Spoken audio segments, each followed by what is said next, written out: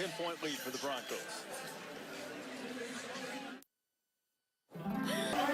For Oregon on this drive, the Ducks have had a couple of linebackers banged up. Troy Dye hasn't been out there either. Their leader scored a touchdown earlier, though Molly was told he would return. Look at the plays in opponent territory. This will be the 32nd play Boise has run in Duck territory. That's one more play than the Ducks offense has run the whole game. So you got a linebacker right here, Leatu, who hasn't played a lot of football. And Mahone is hit quickly. Jimmy Swain was one of the first ones there to make the stop. Molly, what do you have on the Duck injury situation? Yeah, a lot of injuries down here, Reese. Troy Dye went back to the locker room because he is dehydrated. So they're remedying that situation. He is expected back, as you said. Okay, Molly, thank you. So that's good news under any circumstances, but particularly when you consider the number of injuries that suddenly the Oregon linebacking corps is dealing with. Big third down coming here for the Broncos. Yeah, Oregon was confused. They had guys running on and off the field. Oregon almost had 12 players on the field. Jim Levitt, defensive coordinator, had to call the timeout. We saw big Jordan Scott having to rush off the field, and they used the timeout rather than giving up the penalty, which giving him a first down. On New Year's Day, ESPN has a college football playoff semifinal. Starts at 5 Eastern, 2 on the West Coast. Baker Mayfield, Heisman Trophy winner, taking on Roquan Smith and the Dogs. Oklahoma and Georgia, the nightcap in the All-State Sugar Bowl. Clemson and Alabama in the Superdome. Third straight year in the college football playoff, those two will meet. What about Baker Mayfield? Well, Baker Mayfield obviously wins the Heisman. If you give him time, Georgia, he has the accuracy to make you pay for it. He's got the weapons around him. Does a lot of what you see, the RPOs. You get too determined to come up with an average over 200 yards running the ball. He's got that vision to be able to make you pay for it there, too. Third down and 4.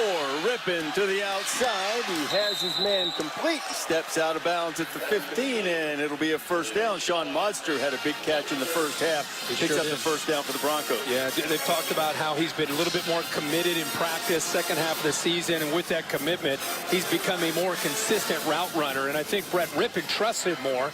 And for him, a pivotal third down here deep in Oregon territory to dial him up, clearly feels good about what he's seeing.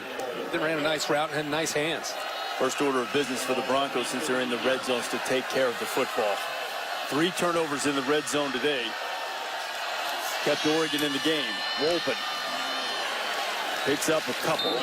Remember, Reese, this Oregon defense that was challenged time after time in the first half. I know they scored the 2 touchdowns, but I don't know how many times we watched him, not only with the turnover with Springs and the interception, but forcing field goals, 37 to 40-yard field goals, and just kind of keeping them in the game, keeping them believing.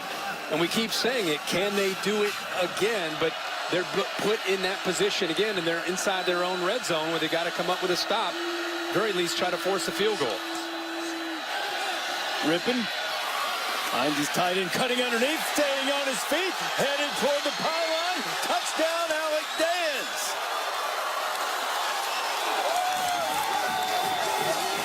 How about the agility from Alec Danens keeping his feet? That's a heck of a job by Danens, but a horrible job by Arion Springs. This is textbook you see in college football a lot by defensive backs, using his shoulder and not wrapping up. You saw him pat his chest saying, my fault, and the reason he's saying it, he's in great position right there. Just wrap up, but I know he's a big tight end. At 6'3", 250 pounds, and you're undersized, but you still have got to be able to wrap up there and give yourself a chance. He hits him and then doesn't wrap up, and the good player's going to bounce off that and score a touchdown.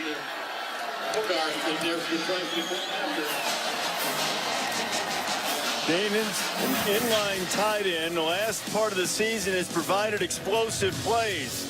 Nice little spin move. Boise pushes the lead back to 17.